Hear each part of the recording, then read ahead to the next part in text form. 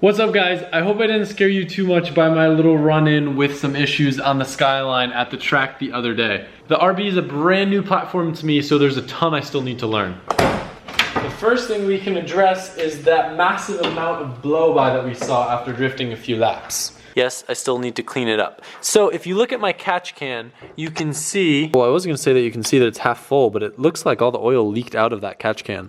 Yeah, that's pretty sketchy. Most of the oil residue we see here seems like it just basically blew out of this filter. This is a very not good catch can setup. Everyone has a different opinion on the best way to set up a catch can, whether it's vented to atmosphere or has vacuum pulled through it and is pulled back right between the turbo and the intake. But we can definitely agree that this catch can is not adequate, nor are these lines or fittings, especially this leaky one.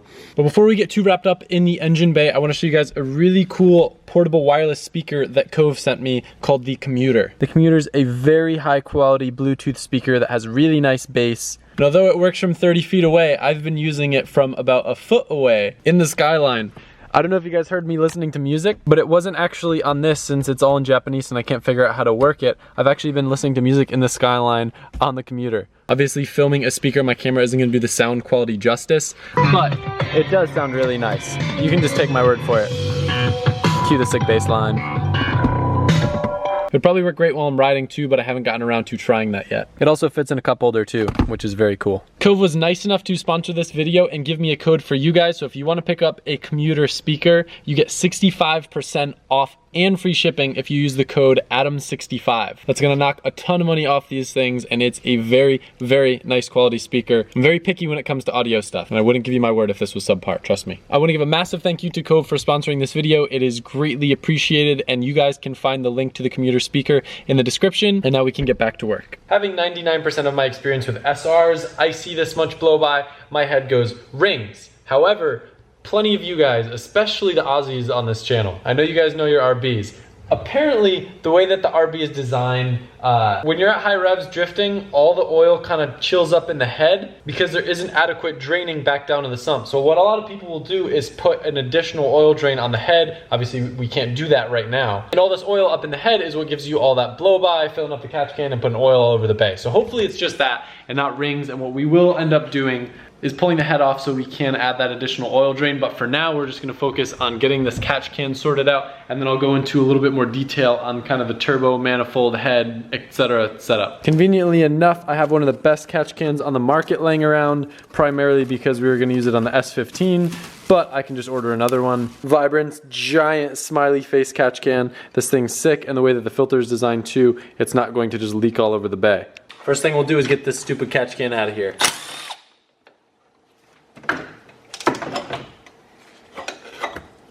Probably just dripped out, I guess. Why is there water in there? I'm confused. No, that's oil. I gotta clean this mess before I can figure out how I'm gonna mount the new catch can. May not be the prettiest thing in the world, but given that this car has a bunch of stock crap that I haven't gotten a chance to delete yet, I kinda was limited on where I could mount the catch can.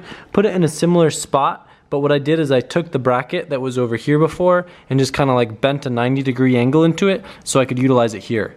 Obviously, I'd like to have the bracket on both holes on the catch can, but it's very sturdy where it is right now. Also, a cool fact about the Vibrant catch can, rather than having one of those little reader tubes that tend to break or leak, it actually has its own little dipstick so you can check the oil level.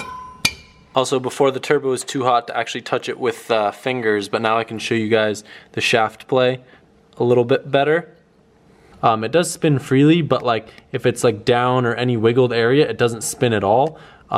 Probably contributing to why this car spools so slowly. Look at that. But if you get in the right spot, it'll spin. I had to move the catch can over here because of the filter. But look how happy that Vibrant catch can is to be in this engine bay. It's so happy. Definitely kind of a sketchy fix, but I think we can all agree is much less sketchy than the catch can that was in it before. The main reason I don't want to hard mount or run any lines or make any lines or anything, they make press-in fittings or weld-in fittings for these valve covers, so I can just run dash 10 steel braided lines to the catch can. This is literally just for driving around town because that other catch can stressed me out. All right, so I have good news, and that's that I was able to find someone that has an intake manifold and an exhaust manifold that are willing to sell it to me so I won't have to wait a month for a manifold to come in. However, this build just kind of got a little more complicated, and I'll explain why. Originally, we were just gonna pull the head off in the engine bay and that way I could get it surfaced, do new head studs and new head gasket, and just be ready right off the bat. But then I'm thinking about it and I'm like, well, I might as well do all the gaskets on the motor, and doing a lot of the stuff like oil pump, water pump, starts to get really, really tight when you're working in the engine bay. And at this point, it's really not that much extra work to pull the motor. So I think we're gonna pull the motor, which kinda, I'm like kicking myself a little bit, because at that point I could have just bought an RB20 sedan and swapped an RB25 in it. But I don't know, I just don't wanna like really rush this and just kinda jank it up. So I'd rather do all the gaskets at once, and while the motor's out, I can respray the bay and make it look a little bit nicer. I do, however, want to stay stock bottom end. I'm gonna do another compression test and make sure that it's solid, and obviously I'll inspect whatever I can while the head is off. But just to give you guys a like super brief rundown on what I'm gonna do with this, we're gonna be doing a top mount manifold, Garrett 3071. I'm gonna switch the intake manifold, E85, I'm gonna add an oil drain to the back of the head like you guys recommended. I'll go with an N1 oil pump, water pump, redo all the gaskets, clean up the bay. I think staying stock bottom end, like every time I pull apart a bottom end, I just feel like that's when bad stuff stops happening or starts happening. So I'd rather leave the bottom end stock, and that way if it blows up too, it'll be real easy to just swap another stock bottom end on. Maybe while it's out too, I'll see if I can find an RB25 trans, because I'm guessing it has an RB20 trans, and those are weak, and I'm gonna blow it up, so that way I can be a little bit preventative. I want this car to be fun and not a headache, so I don't wanna just like kind of rush everything and do like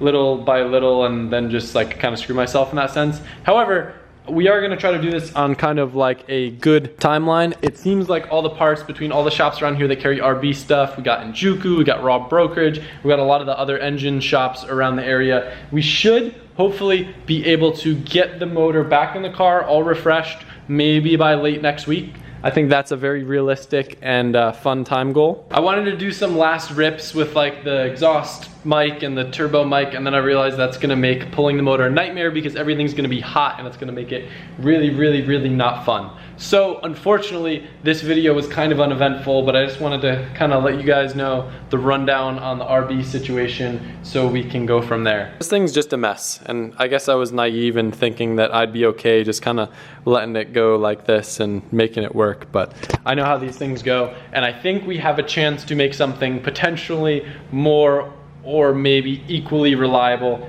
Well, I'd hope to be more reliable than the SR, but I'm really excited on this. It's exciting for me because I've never really done anything with RBs before, and they sound sick, and I don't know, guys. I hope you're stoked on it. I'm really stoked on it. It's gonna be a lot of fun. Tomorrow, me and Big Boost are going to rip the motor out as fast as we can, and by as fast as I can, I mean like just not twiddling our thumbs. I don't know. We're not gonna really rush it that much, but we're probably gonna do it fast because that's how we like to roll. I got myself another friggin' project, guys. Sigh. See that alarm is going off, reminding me to stop doing this to myself. You guys are awesome. Part of what helps me not be frustrated and annoyed with situations like this are the fact that I know that you guys get hyped and are excited to see the content and all the fun that kind of surrounds this headache of engine stuff that happens. But I don't know. You guys rock, and I'm excited to share this project with you. Calling it a project already, what the heck.